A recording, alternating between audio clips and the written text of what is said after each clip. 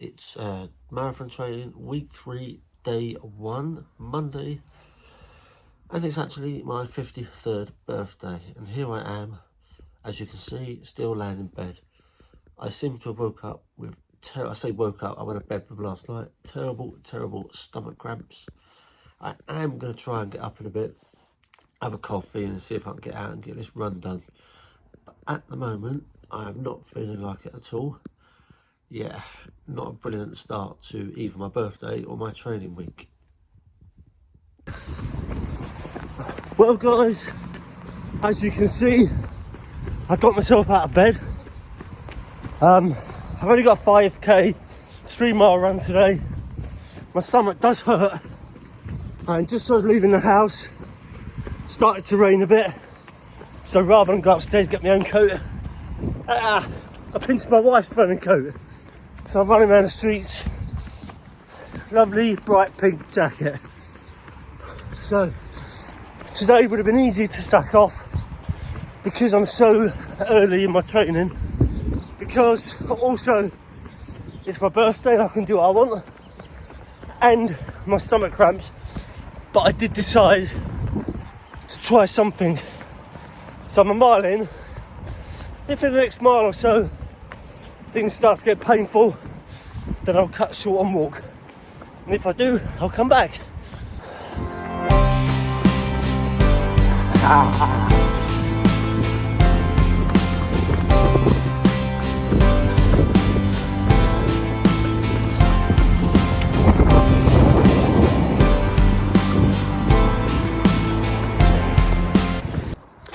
Okay, I'm back. I have finished 3 miles, 28.3 something seconds.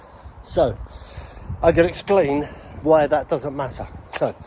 So I can keep saying so. I've noticed that in my last couple of videos. I start everything with so. Anyways, my daughter will understand that. The base run on a Monday is literally that. It's a base run. It's 3 or 4 miles to start with, to get you out, to get you moving. It doesn't matter about the pace. It doesn't matter about the time, although you've got a time scale to fit within. It's about getting your body moving, getting it ready for the mileage that you're going to put in through the week. So if you go out on your base run and absolutely smash the granny out of it and finish in like 15 minutes when you usually run 18 to 20, then the rest of the week you're going to be burnt out and tired. So the idea of a base run is get the body moving, get the legs going, get the heart pumping, setting yourself for the week ahead. Which is why when they say it's a base run, that's literally it is.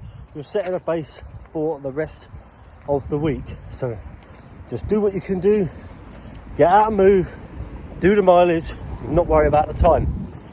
Then the rest of the week you can start looking at your mileage, looking at your rest days, looking at your cross training, and be fit and ready to go. So me now are going to go and eat, and I'm going to eat what people wouldn't think you would eat after a run, and that's a fry up. I'm going to have a couple of bits of toast, some ham and some fried eggs, maybe chuck a tomato in as well. Yeah, doesn't sound that nutritious, but the eggs have got the good fats in, the eggs have got the protein in. The toast is seeded, so it's got the fibre, and where my belly is at the moment, I definitely need the fibre. So don't believe everything when they say you can't have fried breakfast after exercise. If it's not full of oil, you know, you float your fucking eggs in the oil in the pan, then it's not as bad as everyone thinks. Anyway, enough waffle. Catch you later in the week. So here we are, week 3, day 2. Long run, so just whacking on my New Balance trainers. I've had these a very long time. Actually, I did my last marathon in these, and because my other trainers are all wet, muddy from last week's runs, dragged these old babies out for the day. Oh, while we're here, got one of these for my birthday. That will help me keep my trainers clean. Refuels, and these, look at these are what I was telling you about. Nice new pair of Light Strike Adidas Adizero trainers. These hopefully will what I'll be running in on the day. I'm not going to get them out and wear them just yet, as it's wet and I will not run and ruin them in the wet. So when the weather gets a bit better and it gets a bit drier, I'll break them in ready for the big day. But for now, Old Faithfuls. Really comfortable, really spongy, a little bit warm, and I wouldn't run another marathon in these, or a half marathon to be fair. I think 9 miles is about the best I can do in these. Anyway, I'm going to jump out in a minute. I'm wearing my Dementia t-shirt. I did a charity thing, it's called Run Down Dementia, where you run so many miles in a month, raised a bit of money, raised a bit of awareness, got a free t-shirt, so can't grumble. Anyway, I'm going to get up. I'm going to get out that door and I'll catch you. Here I am, 6 miles in.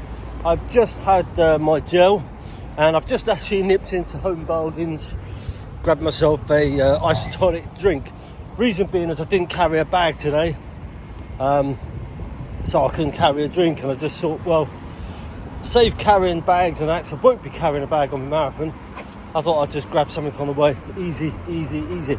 Also today, yep, I've actually got my watch on, so I'm not actually running naked. I'm keeping an eye on my pace. I'm running between 9.5 to 10-minute miles, which is what I want to be running marathon day. So yeah, happy with my progress. My stomach is feeling much better today. I know it's too much information, but I have actually managed to go to the toilet for the first time in 2 days. Just have a big chair, yay! Because that was loaded heavy on my stomach. It really makes me realise how much pain and discomfort people with stomach issues go through.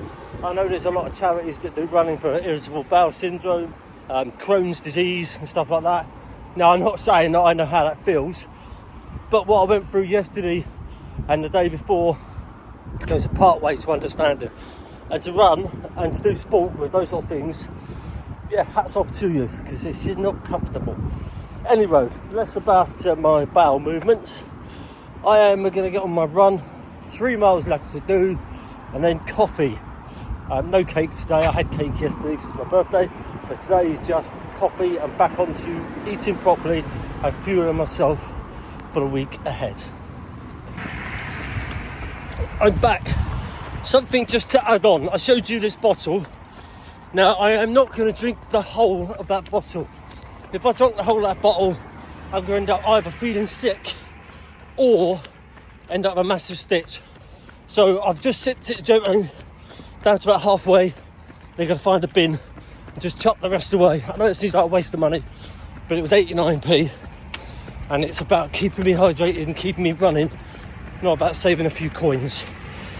So yes, if you drink too much, you'll get a stitch. So just make yourself feel good, get rid of it. Okay, I'm just into my last mile of my run, and coffee time with my son, his girlfriend, and my wife, who I'm going to surprise right now by saying hello. I'll see you there. I'm going to stop. Good morning. So I'm not out running today. You've actually found me in my walk-in wardrobe because today's rest day. So I've decided to, I've had an extra hour in bed. I've got up, I've got myself dressed, and I am going to show you my shoe collection. Reason being, yesterday when I ran, got to about 4.5 kilometres, I could not feel 4.5 miles, and I could not feel my big toe and the instep, but my foot was like pins and needles, and that's because those shoes are so worn they can't do the mileage. So I shall now switch them up and use them for park run 4K 3 mile runs. So here we go. See if I switch this camera around. Double tap it. No, all right, I'm gonna cut off and come back. Okay, so I'm back. Oops, I'm a bit high. Right then, here we have. So these are the ones I wore yesterday. They used to be my race shoes, which I've done marathon, half marathons in. They are now going to be my park run shoes. These are my Nikes, which I have been using for everything just recently. They will be my training shoes. for long runs, etc. These, as you can see, need cleaning, hence having that boot buddy. They're my park run shoes for when it's a bit wet and a bit rainy. So these are for when it's dry. These will be wet and rainy. Here are my trail shoes. As you can see, these really need a clean and decent grip on them so you don't hurt yourself or slip yourself. I have these running trainers here which I use for boot camp. And last but not least, these are my new ones which are still in the box until the weather gets better. Running bag, and oh, look at them. Blue Beauties down there are my weightlifting shoes. So as you can see, several pairs of shoes for different things. So the long runs now are going to be the Nikes, and when the weather improves, I'm going to start using my race day trainers. For shorter runs, I'm going to have to use my New Balance because they can only do a few miles before they hurt my feet. And when it's dirty, muddy, I shall use either of these pair. So it's always worth having several pairs of trainers because your feet adjust to the terrain. Week 3, day 3, training vlog. So yesterday, that sounded really robotic, didn't it? Yesterday was my rest day and I actually took a rest day. I went out for a walk, still kept my steps up, kept my body moving, but I stayed in bed for extra half hour, so didn't go to the gym, didn't go out for a run. I literally just rested, recharged. Now today's run was supposed to be 3 miles, but as I've explained before, because I run with my grandson, I run my 3 mile on Saturday, so I changed up. I got a 5 and a 6, 5 tomorrow, 6 Friday, but I felt really comfortable this morning. I clearly managed to 5 really easy. So I've gone for the extra mile. I'll just do the 6 today. That gives me a mile's rest tomorrow. I'll just do the 5. And then my park run on Saturday, which will be my 3. And for the week, that'll be, got to do some maths now, 17, 24 miles. So there we go. Week 3, 24 miles in the bag. All good, all steady, all happy, no injuries.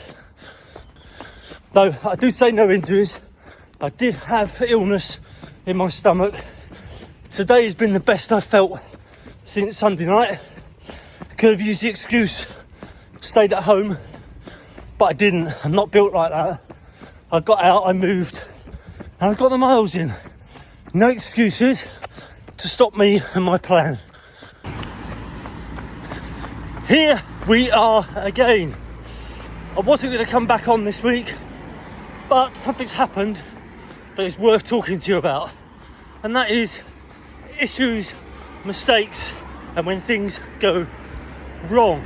So today, it's supposed to be 5 miles. Came out this morning, jacket, shitty shoes, because it was wet. Now, when I do my runs, I map them the night before. And I use this brilliant app called Map My Run. You can pinpoint every mile to the mile, down paths and roads to sort your route out the night before.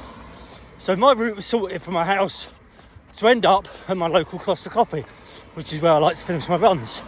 However,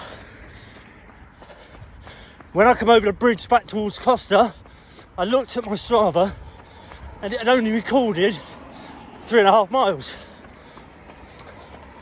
Yes, so I had 2 choices. I could cut a mile off or I could extend my run. Now, either wouldn't have mattered. Cutting a mile off won't kill me, extending won't kill me. So I extended. I took a bit of a detour, thinking I'd go up to our local Asda and back again. However, when I got to Asda, my Strava had barely moved. So I'm still running. I'm about 5.5 miles in now. So I will do 6 miles today. So my point being, if something goes wrong, don't just abandon. Don't get your heart discontented. Can't even speak. Discontented. Crack on. If your car got a flat tyre, what would you do? Yeah, you find somewhere to pump that tyre up. You wouldn't go, fuck it, slash the other 4 tyres and make the vehicle completely unusable. So don't do that with your training. Okay, I am definitely signalling off now. 3 miles tomorrow, and then I'm done. And that works out, first 3 weeks of training, 85 miles completed, plus 4 gym sessions. So that's my training well underway. And you've got to do that 3 more times for a taper. Okay, I'll upload this at some point, and that'll be week 3 completed. Over and out.